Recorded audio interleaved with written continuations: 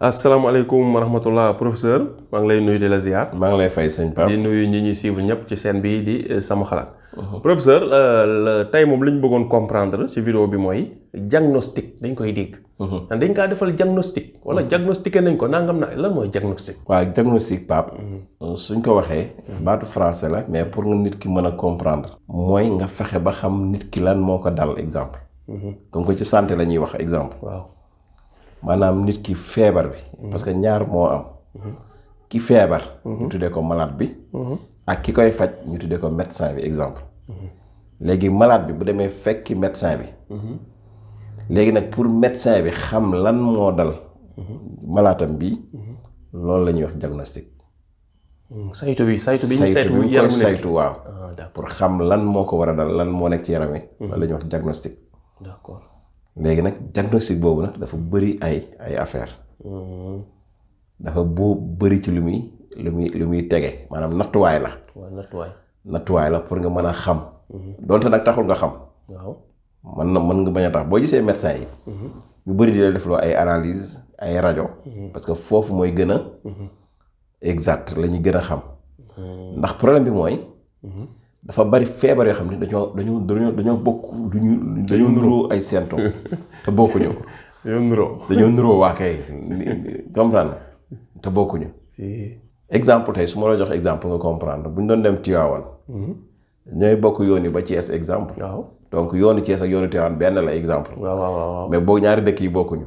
donc noonu la demee dafa am feebar yoo xam ne ni li nit kii di yëg. ci feebar bi mën na ko yëg ci feebar bi mën na ko yëg ci feebar bi. moo tax parfois nit woo ma ni ma damaa di seetaan sa vidéo.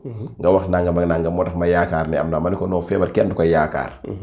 c'est-à-dire feebar kenn du koy yaakaare. très bien. léegi da ngay dem hôpital. ba un médecin professionnel ne la lii moo la dal nga xam ne lii la boobaa boo ñëwee ñu traité ko.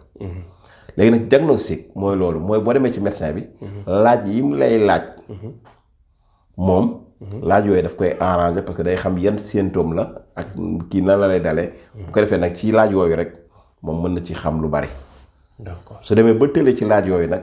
mu doog a def loolu analyse wala mu def loolu ay yeneen ak yeneen pour nga xam. d'accord. exemple bi ñuy wax diagnostic dafa reposé wu dafa am ci lu muy ay nattuwaay yu muy kii benn bi bu ñuy wax les symptômes. symptôme mooy feebar bu nekk dafa am nu muy manifesté woo. mandarga yi quoi. dafa am nu muy mandarga woo. léegi nag ci biir mandarga yooyu wax naa la sànq ni dafa am mandarga yoo xam ñoo nuroo. xam nga nit mën nay sëqat. ni damaa am sëqat. fekk sëqat boobu mën na nekk soj. si. ku soj da ngay sëqat. si. mais mën na nekk tuberculose. bien sûr. mën na nekk feebaru dënn. mën na nekk asthme. donc gis nga. léegi nag boo nee sëqat la rek fekk nag sëqat li ko war a dafa bari. si. c'est que nag parfois loolu laa lay wax ni su olof garabu olof ñun tradipraticiens yi foofu la ñu médecins yi yabee parce que dafa am médecins yoo xam ni. bu tradipraticien bi ne damay faj sëqat. ñoom dañ naan sëqat du feebar. exemple kenn du ko faj waaw du feebar mais symptôme la. feebar bi indi sëqat bi la ñuy faj. waaw kay mais kenn du faj sëqat. waaw. comprendre loolu sew la de. sew la. si effectivement léegi noonu lay demee léegi symptôme lay nekk en général lu ci bëri nit ki mën na sonn sax di sëqat. d'accord. léegi loolu mooy diagnostic léegi diagnostic boobu. day reposer sur li ñuy wax sur les symptômes. maanaam yan mandarga moo dal nit ki. les symptômes yooyu. mooy li nit ki di yëg. su feebaree. loolu la ñuy wax symptôme. mën na nekk fièvre yaram buy tàng. mën na nekk douleur. métit. mën na nekk fatigue. mën na nekk exemple jaare nit ki dafa am biir bi daw wala yu demee noonu. comprendre donc loolu la ñuy wax symptôme mooy li nit ki di yëg. donc loolu aussi bokk na ci facteurs yi nga xamante ni lu déterminant la ci diagnostic. d'accord kon diagnostic moom mu mënta ñàkk. waaw mënta ñàkk. mooy nga seet ba xam lan moo doxul. ak li tax doxul. ak lan moo ko waral. pour mën a xam. nan nga koy saafara. waaw kay. léegi nag bu ko defee nag médecin bi ci lay ñëw moo tax médecin bi di xool température bi yaram bi tàngaay ndax tàng na. xam nga tey boo demee ñi damaa sibbiru rek. ñoom duñ basé wu ci da ngaa sibbiru. dañ lay defal test sibbiru. dafa la xool température bi xam nga xool yaram bi comprendre nga yooyu yëpp nit ñi dañ koy xool palpitation bi. cœur bi ba ni muy battre baax na wala déet. exemple def seen observation.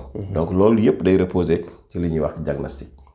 donc loolu moo tax parfois nit yenn saa nit woo la wax la yenn symptômes yi rek yow da ngay xam lan la sans comprendre parce que da ngay xam ni symptômes yooyu ci feebar bii rek lay faj comprendre yenn saa mu wax la ay symptômes yu bari nag nga ni ko demal hôpital ba tey parce que ba léegi li mu lay wax leeragul sa bopp waaw kay bu lëjee il faut ñu dem appareil yi xool kay bu fekkee nag symptômes yu leer la yoo xam ne nit ki xam na ni symptômes yi ci feebar bii dong lay feeñe nga xam ni feebar boobu la bu dee symptômes yu jaxasoo maam technologie moo koy génne moo lay séparé yenn saa yi nit woo ma ni ma dama yaakaar ni dama am hépatite parce que seetaan naa sa vidéo hépatite bi nga wax nangam ak nangam te yooyu dama koy ressentir ma ne ko non demal def analyse bu demee def analyse mën na nekk ma nekk hépatite mais mën na def analyse ñu ne ko amoo hépatite mu nekk beneen feebar donc noonu lay demee donc bu ko defee moo tax examen boo ñëwee def kii bi médecin bi dina def la ay examen naan la da xoolal nañ xool saw bi nañ xool sëqat bi nañ xool def ay analyse quoi donc analyse yooyu day génnee ay image wala yu demee noonu ñu xool lan la exact loolu def demander loolu benn examen donc loolu la ñuy wax analyse donc bu ko defee nag yooyu mu day posé